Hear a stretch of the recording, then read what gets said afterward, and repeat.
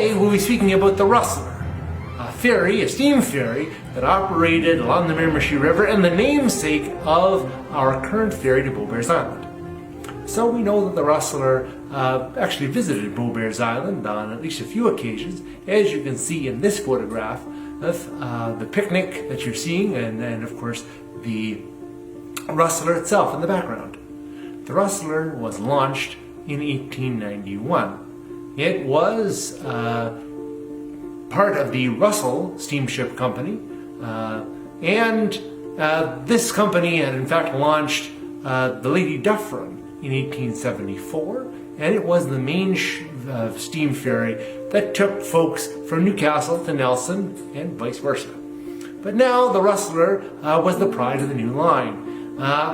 Interestingly enough, the captain of the Rustler was in fact the owner's son. So I guess it's a little bit of nepotism, but I guess not so bad until you consider the fact that the new Captain Russell did not, in fact, have a license.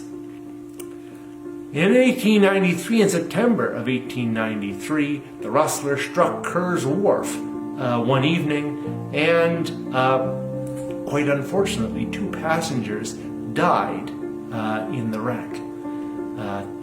Crewman, Mr. J.R. Lawler, later testified as to what happened, and he talked about the captain, Captain Russell, crying out at the top of his voice.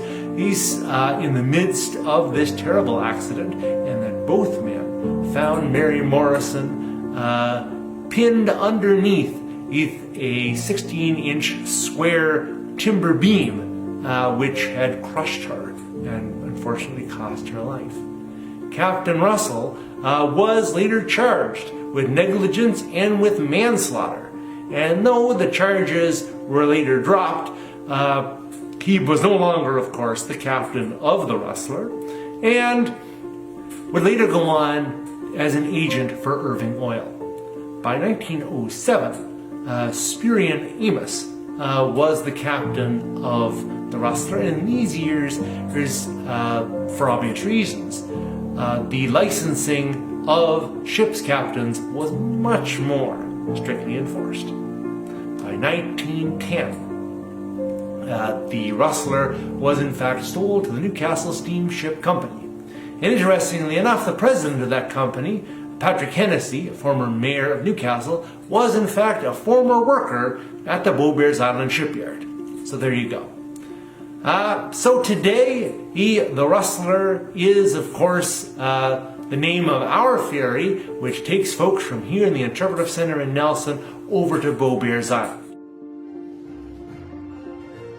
And I'll see you next week with more stories about Beaubears Island, Nelson, and the surrounding area. Thanks so much.